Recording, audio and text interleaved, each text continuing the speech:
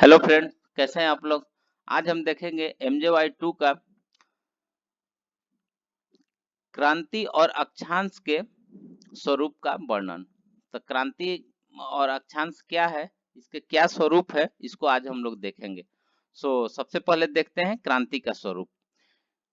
किसी भी ग्रह के विषुवत रेखा से उत्तर या दक्षिण की स्थिति का ज्ञान क्रांति की ओर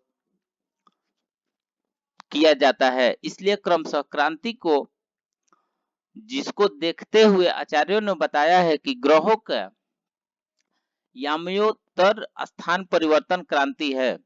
सैद्धांतिक परिभाषा के अनुसार ग्रह के ऊपर गए ध्रुव प्रोतवृत्त में नाड़ी एवं क्रांति वृत्त का अंतर क्रांति होती है।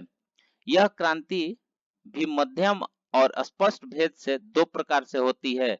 इनमें सूर्य की मध्यम क्रांति ही स्पष्ट क्रांति तथा अन्य ग्रहों की मध्यम एवं स्पष्ट क्रांति पृथक पृथक होती है। क्रांति साधन ज्योतिष शास्त्र में किस प्रकार बताया गया है, इसका विवेचन यहाँ पे किया जा रहा है। जो ये श्लोक है, आप लोग बाकी इसका श्लोक का क्या मीनिंग है इसको हम बता रहे हैं। परमाक्रमांतिजया का मान 1397 असु है। इसको भुजजया में गुणा करते हैं और त्रिज्या से भाग देने से जो लाब्धि आती है उसका चाप बना लेते हैं। वही चाप क्रांति होती है। ज्योतिष शास्त्र में जिस पर क्रांति 24 डिग्री होती है और 24 डिग्री को जया जब बनाते हैं तो 1397 असु होती है, क्योंकि तीन राशि की जया को त्रिज्या कहते हैं। तीन राशि की जया अर्थात त्रिज्या 3438 होती है। सैद्धांतिक पद्धति से क्रांति का साधन किस प्रकार करते हैं, ये आप लोग पिक्चर को ड्रॉ कर लीजिएगा। और जो भी यहाँ पे चित्र का ये गोल संधि का है, और बाकी इसको कर लीजिएगा, इसको हम नहीं जा रहे हैं इसमें।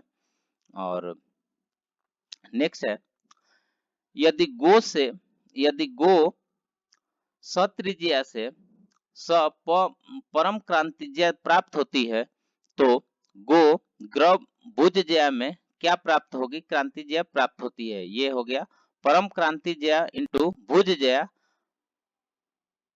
बटे प्रिजया इक्वल्स टू क्रांतिजया। परम क्रांतिजया का मान 1397 कला बतलाया गया है, जिससे जान पड़ता है कि ग्रंथकर्ता में परम क्रांति का मान 24 डिग्री स्वीकृत किया गया है, क्योंकि 24 डिग्री का जया का मान 1397 कला होता है। यद्यपि शुद्ध गणना से वह 2.358 और 3 की जया है।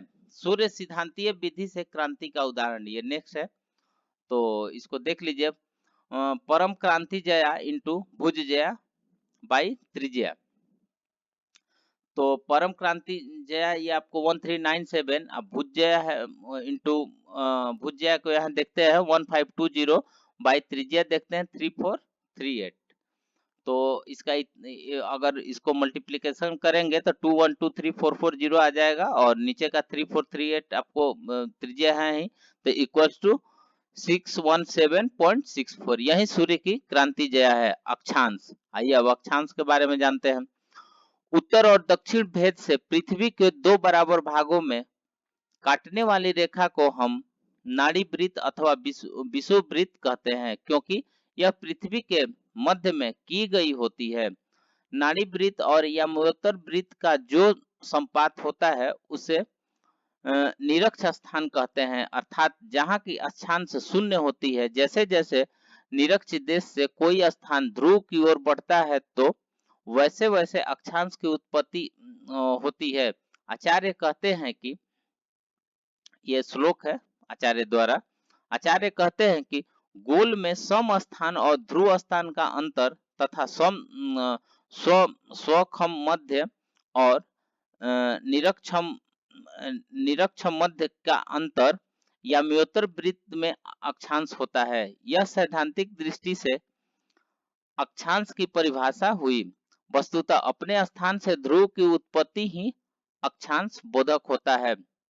अर्थात आपके स्थिति स्थान से आपका ध्रुव अंश उन्नत होता है, वहीं आपका अक्षांश भी होता है। अब आपके सामने अक्षांश का साधन कैसे कैसे करते हैं इसको देखते हैं। तो शंकु और उसकी छाया को अलग अलग त्रिज्या अर्थात 3438 से गुणा करके प्रत्येक गुणनफल को विषुवत कर्ण से भाग देने से क्रम से लंबजया और अक्षजया होती है। अर्थात शंकु को त्रिज्या से गुणा कर विषुवत कर्ण से भाग देने पर लंबजया एवं पलभा से त्रिज्या को गुणा कर विषुवत कर्ण से भाग देने पर अक्षया होती है, जिसको चाप बनाने पर लंबांश और अक्षांश होगा। तो ये देख लीजिए, पलभा इंटू त्रिज्या बाई विषुव कर्ण इक्वल्स टू अक्षज्या। अक्षज्या को चाप को अक्षांश कहते हैं। सूर्य सिद्धांत में मध्यम छाया से अक्षांश का साधन बताया गया है। किसी दिन के मध्यमान की छाया को, जिसे भुज भी कहते हैं, त्रिज्या से गुणा करके मध्याह्न की छाया कर्ण से भाग दे और गुणनफल का चाप बनता है। ग्रह लाघव ग्रंथ में भी अक्षांश साधन की रीति बनाई गई है। अर्थात पलभा को 5 से गुणा करे, जो गुणनफल आएगा उसको अंशात्मक माने उसमें पलभा के वर्ग का 10वां भाग अंशात्मक से घटा दे, जो शेष रहे वह अक्षांश होता है। ये फिगर है, आप लोग इसको देख लीजिएगा फिगर का क्या इसका है और कैसे कैसे इसको टोटली यहाँ पे कर। आइए नेक्स्ट बढ़ते हैं। यह शंकु और छाया के वर्ग को जोड़कर उसका गुणनफल निकालते हैं, जिससे छाया कर्ण आता है। छाया कर्ण के वर्ग में से शंकु के वर्ग को घटाकर वर्गमूल निकालने से छाया और छाया के वर्ग को घटाकर वर्गमूल निकालने से शंकु आता है। क्योंकि समकोण त्रिभुज के 2 भुज ज्ञात हो तो तीसरा भुज बनाने से जो रीति है वही शंकु छाया और छाया कर्ण के संबंध में होता है। तो इसको आप लोग देख लीजिए, इसको कर लीजिएगा आप लोग। और अब आइए नेक्स्ट चलते हैं। ग्रह लाघवीय विधि से अक्षांश का उदाहरण। काशी का पलभा 5 अंगुल 45 प्रति अंगुल है। तो 5/45 इसमें 5 संख्या से गुणा किया जाए तो 28 अंश 45 कला हुआ। पलभा का वर्ग किया तो इसको पलभा करते, बाकी ये कैलकुलेशन है, आप लोग देख लीजिएगा, क्योंकि कैलकुलेशन बताने में फिर वही आपको बहुत टाइम वीडियो लंबी हो जाती है।